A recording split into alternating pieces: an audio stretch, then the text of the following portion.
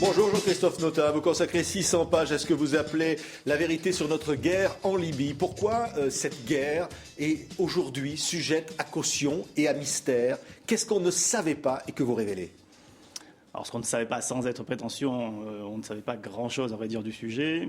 Le principal narrateur avait été Bernard-Henri Lévy, qui évidemment avait un peu tendance à se mettre en avant et à faire un peu oublier ceux qui ont fait le travail sur le terrain, ou à Paris, ou dans les différentes chancelleries européennes et mondiales. Donc, à vrai dire, il y avait tout à peu près à raconter, que ce soit sur le plan diplomatique, politique, militaire. Oui. C'était une grande inconnue. Une guerre, on voit des images de cette guerre qui désormais est entrée dans l'histoire, voulue, orchestrée, dirigée par la France. Oui, c'est ça qui est très impressionnant. C'est vraiment le premier conflit, où on voit vraiment le retour de la France au premier plan, et une fois de plus à tous les niveaux. C'est le président Sarkozy qui amène l'ONU, qui amène la Ligue arabe, qui amène les Américains, les Russes, qui fait la fameuse conférence de Paris le 19 mars. Ce sont les Français qui frappent les premiers. Ce sont les frégates françaises qui sont les plus proches des côtes. Ce sont les sous-marins français qu'on envoie. Ce sont les forces spéciales françaises qui sont les premières. Pourquoi la France a-t-elle une implication pareille ? Ça, manifestement, parce qu'il y a une implication politique majeure. Le président Sarkozy en fait son grand, je dirais, oral de rattrapage avec la Tunisie et l'Égypte, pardon. Oui. Et c'est justifié d'avoir reçu Kadhafi à Paris. Oui, alors ça, on a beaucoup glosé à ce sujet-là. C'est ce que j'explique dans le livre. Le président Sarkozy a évidemment reçu Kadhafi, mais toutes les capitales européennes ont reçu Kadhafi dans des conditions parfois pires, si j'ose dire. Quand on prend l'exemple espagnol ou italien, ça a donné lieu à des grandes pompes tout à fait ridicules, avec Berlusconi baisant la main de Kadhafi, ce que n'a jamais fait Sarkozy, à ma connaissance. Oui, mais la France humiliée tout de même dans cette réception, tapis rouge, Kadhafi qui campe dans les jardins de l'Élysée ou presque. Oui, c'est certain que ce n'est pas des images très heureuses dont on aurait peut-être se dispenser. Maintenant, une fois de plus, il faut remettre dans le contexte. Les relations internationales sont faites de cynisme.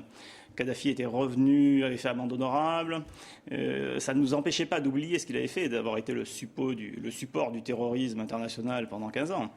On attendait quelque chose, on est allé très loin pour essayer d'obtenir des faveurs de sa part, pour être clair. Il s'est avéré que les relations franco-libyennes se sont détériorées déjà dès 2009-2010. Et donc, in fine, on arrive à 2011 où la situation est intenable. Il s'agit de quoi, Jean-Christophe Notin? Il s'agit d'éliminer Kadhafi? C'est ça le vrai objectif? Non, le vrai premier objectif, qui a été très clair, c'était protéger les populations, protéger le massacre à Benghazi, qui allait avoir lieu.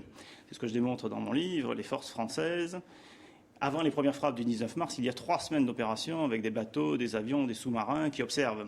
Et donc, on a les preuves comme quoi les forces de Kadhafi étaient employées contre les populations. Donc le premier objectif, vraiment le vital, c'était empêcher le massacre de Benghazi, qui une fois de plus allait avoir lieu, et ça s'est joué à quelques heures près. C'est tout à fait fascinant. Oui, et le rôle de Bernard-Henri Lévy, on l'a présenté, et il s'est présenté comme, évidemment, l'axe majeur du déclenchement de cette guerre. Alors c'est compréhensible de sa part, il a été un intermédiaire entre la Libye et la France. Un seul intermédiaire, dites-vous ? Oui, très honnêtement, il y a eu des Français qui sont arrivés à peu près au même moment que lui, mais qui ont eu accès aux autorités libyennes avant lui. Il y a eu des forces spéciales qui ont été présentes sur le terrain pendant 7 mois, alors que Bernard-Henri Lévy, sans lui retirer aucun mérite, a fait que 4 voyages sur place. Mais donc des Français ont alimenté les autorités françaises en permanence, jour après jour. Donc l'image de Bernard-Henri Lévy, notamment le film qu'il s'est consacré, où on le voit lui-même téléphonant au président de la République française, Nicolas Sarkozy, pour demander personnellement cette intervention et l'obtenir, et pour mobiliser l'opposition libyenne, vous dites que ce sont des images fabriquées, inexactes? Non, c'est pas fabriqué, c'est tout à fait exact. Il a vraiment appelé le président Sarkozy, qui donc ensuite l'a reçu. Il était présent à la première venue des membres du CNT, c'est incontestable.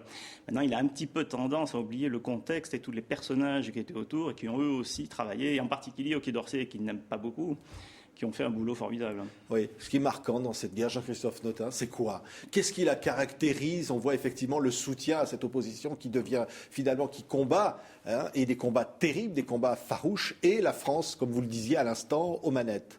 Oui, alors incontestablement, le président Sarkozy, les autorités françaises, mais aussi britanniques, on oublie, on agit vraiment en couple avec les Britanniques, on fait un pari de choisir le CNT comme un potentiel futur gouvernement de Libye.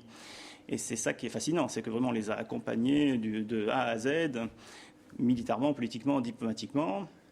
Bon, alors après on peut juger la situation actuelle comme on veut, le CNT tient à peu près sa feuille de route. Évidemment, la situation est assez instable, c'est encore certainement trop tôt. C'était un pari risqué qui a été tenté à l'époque vis-à-vis de cette opposition? Alors c'est un pari indéniable, risqué quand même, oui, on ne sait jamais. C'était des personnels que l'on connaissait relativement. Moustapha Djalali, il avait été ministre, d'autres avaient été ambassadeurs ou fonctionnaires, donc on les connaissait à peine, mais ils n'avaient pas une immense expérience de la gouvernance. Oui. Donc évidemment, on aurait pu également les influences islamistes, il ne faut pas les oublier non plus. Alors un aspect important de cette guerre, c'est évidemment la mort de Kadhafi. Vous dites qu'il est assassiné. Assassiné par des Libyens, très certainement, c'est évident, puisqu'il a été récupéré par des Libyens, on l'a retrouvé mort, donc il a été récupéré vivant et on l'a retrouvé mort, donc forcément il y a eu une personne... Il y a des images qui montrent un véritable lynchage. Qui a tué Kadhafi? Des informations font état d'agents du service secret français.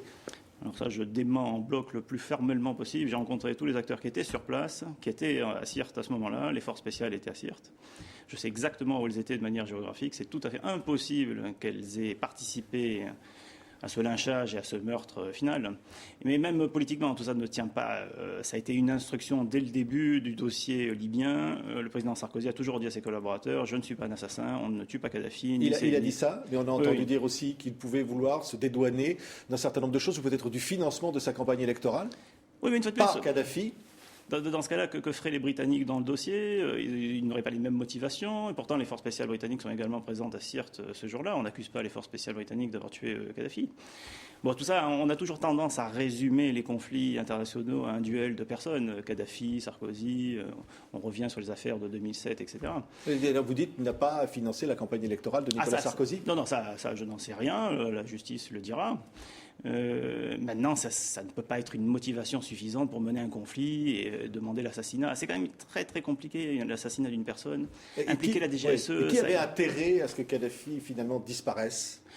Je dirais tout simplement, il faut une fois de plus revenir aux circonstances du moment. Le 20 octobre, le convoi de Kadhafi a la très mauvaise idée de se diriger certainement en la direction de ses pires ennemis, qui était la milice de Misrata. Misrata avait été bombardé pendant 3 mois de manière atroce, aveugle, les enfants tués par des snipers. Donc il est tombé sur des gens, des pères, des oncles, des frères, de gens qui avaient été maltraités en tout cas pendant 3 mois. Il n'en faut pas plus pour lyncher un homme qui a incarné depuis 40 ans un pouvoir dur. Il ne faut pas l'oublier non plus. Merci. Jean-Christophe Notat. La vérité sur notre guerre en Libye est publiée chez Fayard. C'est une enquête fouillée. C'est 600 pages d'analyse, de travail pour revenir comme ça, je le disais à l'instant, sur cette guerre aujourd'hui entrée dans l'histoire. Merci d'avoir été l'invité de TV5 Monde. Merci à vous.